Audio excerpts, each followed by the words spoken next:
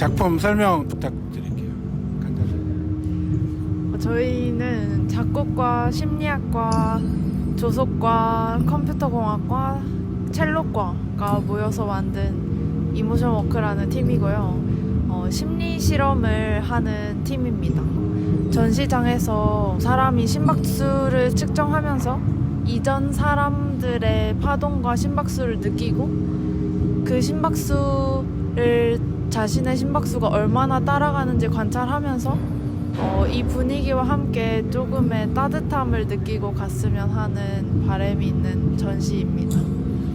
이 작품은 어떤 과제 결과물을 발전시킨 건가요? 저희 조석과 친구가 만들었던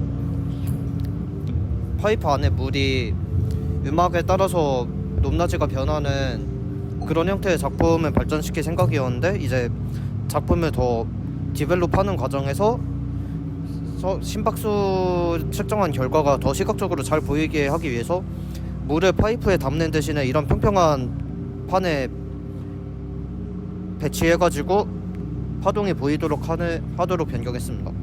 이 프로젝트는 멘토가 누구셨어요? 저희는 정창균 작가님이셨는데요.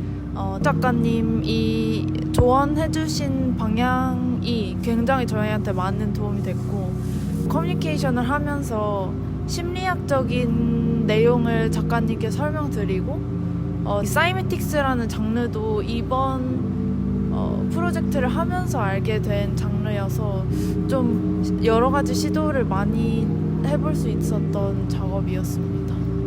그러면 이 작업을 기점으로 어디 전시회를 준비하시거나 아니면 다른 프로젝트로 계획 같은 게 있어요? 저희가 제로원데이를 한번 내볼 생각은 그냥 막연하게 있고요. 김민아 선생님 도와주시고 과정 괜찮으셨는지 부족한 게 있는지 좀 설명해 주세요. 5개의 다른 과가 모여서 따로 뭔가 시간이 너무 물리적으로 부족한데 학기 중에 이런 작업을 할 수 있었다는 게 너무 좋았고, 그리고 그 작업을 하면서 제가 너무 막연하게 생각했던 것들을 이 친구들은, 다른 과 친구들은 너무 뚝딱뚝딱 잘 해내는 거예요. 그래서 서로 와 이러면서 작업하는 거 보고 서로 감탄하면서 재미있게 했던 것 같아요. 간단하게 작품 설명 부탁드립니다. 네. 인류학과 학생입니다. 지금은 박사과정생이고, 이제 올해 그 초에 그 공영장내 빈소에서 현장 연구를 한 것을 토대로 해서 이제 올해 6월에 이제 석사 논문 제출을 했거든요. 근데 이제 그 공영장내 현장 갔을 때 대부분의 경우 영정 사진이 없다는 걸 좀 알게 됐고, 그것이 이제 무연고 사망자가 죽음의 국면에서까지 이제 개별성이 굉장히 약화된 상태로 표상이 되는 걸 좀 집약해서 드러낸다는 생각이 들어서 거기서 시작해서 이제 뭔가 이걸 전시로 이야기로 풀 수 있을 거라는 생각을 했어요. 그래서 사실 근데 이야기가 좀 양분이 되는데, 그 얼굴 없는 영정에서 이걸 통해서 이제 만나게 된 그 스스로를 예비 무연고 사망자로 생각하고 계시는 뭐 동자동 쪽방촌 분들의 얼굴들, 뭐 혹은 그 분들의 개별성에 대한 얘기와, 이제 또 그 동자동 쪽방촌 주민분들이 대부분 이제 무연고 사망자로 돌아가시기 때문에 이제 마을 장례가 치러지고 합동 추모제가 이제 마을 차원에서 진행이 되는데, 제가 이제 올해 거기 가게 됐을 때 또 역시나 그 세워진 영정들의 대부분이 이제 영정 사진이 없었다는 점에서 그 영정 사진이 없는 것들이 모여 있음으로 인해서 좀 불러일으키는 좀 강력한 좀 또 이야기가 발생하는 바가 있더라고요. 그래서 그것들을 좀 함께 전달을 하고자 하는 게 이번 전시의 의도이고 목표였습니다. 그러면은 그 무연고로 돌아가신 분들의 사전에 사진을 어떻게든 찾아가지고 뭐 사진을 올리자보다도 그 무명으로 올라가는 것들의 그냥 현실이나 상황을 네네네, 맞아요. 그걸 제가 어떻게 할 수는 없으니까. 이 작업은 어떤 멘토가 도와주셨어요? 안가영 작가님이라고 VR 기술 활용해서 이제 가상세계 내러티브 만드셔서 작업하시는. 네. 도움이 되셨. 네네 많이 도와주셨어요. 사실 제가 저 스캐닝 맡긴 업체 대표님도 소개해 주시고 그래서 그런 되게 좀 수월하게 진행이 됐었어요. 이전에 영화 학교도 나오고 이제 좀 영화 작업을 했었던 적이 있어서 다른 매체로 푸는데 관심이 되게 있었었는데 그걸 좀 구현해봐서 되게 좋았던 기회였던 것 같아요. 프로그램을 한 학기 하시면서 장점과 아쉬운 점이 있다면 어떤 게 있을까요? 프로그램 자체에 대한 사실 아쉬움은 별로 없어요. 저는 사실 되게 좋은 기회였다고 생각하는데 그냥 제가 이걸 전시로 구현함에 있어서 좀 느낀 스스로의 부족함? 그다음에 사실 그 결과적으로 동작 쪽방촌을 재현했기 때문에 생기는 좀 여러 가지 좀 그 윤리적인 고민과 그런 것들이 좀 있었는데 그런 건 사실 프로젝트 자체의 뭐 문제는 전혀 아니니까요. 저는 그냥 프로젝트 지원 컨디션이나 뭐 이런 건 되게 다 좋았었어요. 만약에 이제 저희가 멘토리스트가 조금 더 전화번호처럼 있다면 그러면 초반부에 좀 다른 멘토를 고를 수도 있었겠네요. 그러니까 고를 기회를 또 주셨어요. 근데 저는 그러니까 제가 영화 감독을 컨택을 해볼까도 생각을 했었는데 그냥 저는 추천해 주시는 분 아예 새로운 분과 하는 게 더 시너지가 날 수도 있다는 생각이 들어서 그냥 따랐어요. 선정해 주신. 이 작업을 어디 활용하실 계획이 있으신가요? 네, 저는 좀 다른 전시로 디벨롭 시켜야 된다고 생각하고 지금 이번에 이 전시 안에서는 제가 방금 말씀드린 사실 되게 엄청 압박이 심했거든요.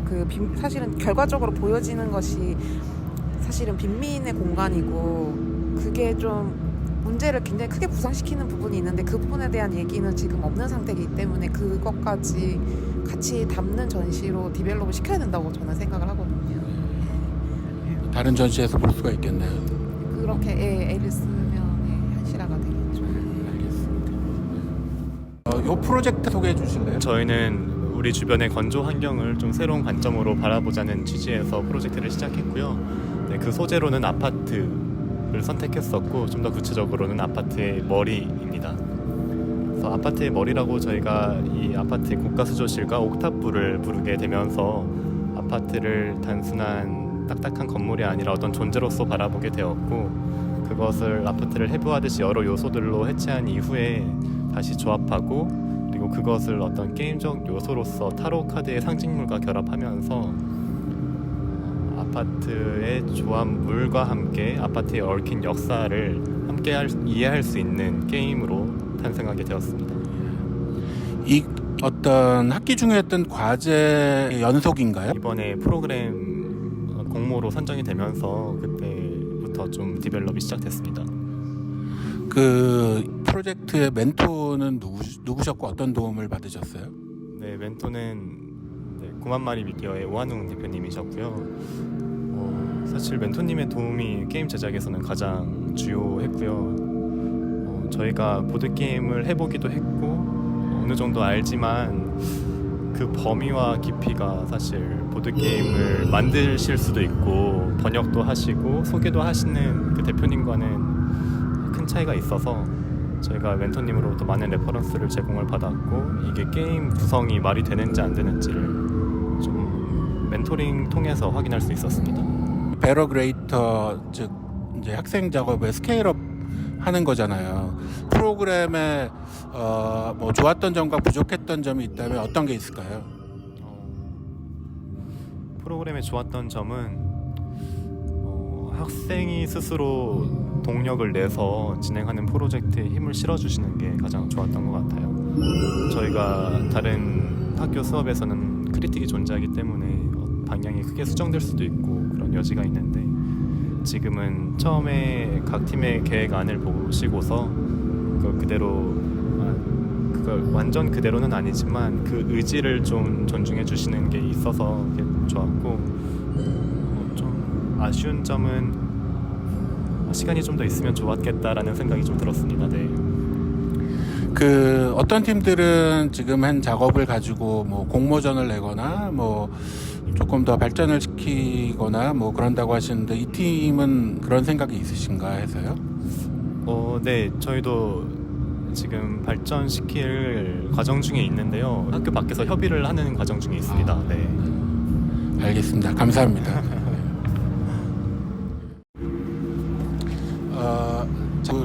좀 소개 짧게 해주십시오. 네, 안녕하세요. 저는 건축학과 20학번 김별이라고 하고요. 김별 플러스 박신우라는 팀으로 스토어 매뉴얼스 걷는 방법들이란 작업을 했습니다. 저희 작업은 몸과 어떤 건조 환경을 매개하는 행위로서 걷기라는 행위에 집중해서 이 건축과 도시가 강제하는 특정한 걷기 방식을 거부하고 평소와 다른 7가지 걷기 방식을 참여자분들과 함께 실험하는 그런 작업이고요. 저희 학교 음악대학에서 파워플랜트까지의 길을 이제 왕복해서 걸으면서 서로 다르게 걸어보는 그런 작업입니다. 그래서 김수근 건축가가 설계한 음악대학이 접근성 문제가 계속 제기되어 온 그런 건물이라는 거를 저희가 알게 되면서부터 닥국과 학생이 지속적으로 건의해왔던 음대의 접근성 문제를 시작으로 이 작업을 기획하게 되었습니다. 이 작업은 멘토가 누구셨나요? 저희는 바이 아키텍처 이병업 소장님이 멘토셨습니다. 멘토가 도움이 되셨나요? 네, 많은 도움을 주셨고요. 그 전시 작업을 꽤 해보셨던 분이라서 저희가 뭐 문제 설정을 하고 이 기획을 하는 과정에서 도움을 많이 주셨는데 그뿐만 아니라 실제로 이거를 설치를 할 때 어떤 식으로 설치를 하는 게 좋을지 현실적인 조언들도 많이 해주셔서 도움이 많이 되었던 것 같습니다. 이 작업 굉장히 흥미로운데 학교 수업이나 아니면은 기존에 하던 걸로부터 이어져 내려온 건가요? 제가 생각했을 때는 뭐 제 개인적인 문제의식으로부터 이어졌다고 생각을 합니다. 근데 문제의식 자체는 이어졌더라도 그걸 접근하는 방식은 지금까지 해왔던 거랑 완전히 다르게 접근했던 것 같아요. 이 작업을 좀 연장을 하거나 어디 제출을 하거나 뭐 확장을 하거나 이럴 생각도 있으신가요? 저는 조금 더 이걸 학교 내에서뿐만 아니라 도시 스케일로 확장하고 싶은 생각은 있는데요. 아직 구체적으로 어떻게 확장할 수 있을지에 대한 고민은 하는 중입니다. 베러 그레이터라는 지원 프로그램이 저희가 처음 한 거기도 하고 그래서 괜찮았던 점도 있고 부족한 점도 있었을 것 같은데 뭐 그런 게 혹시 있다면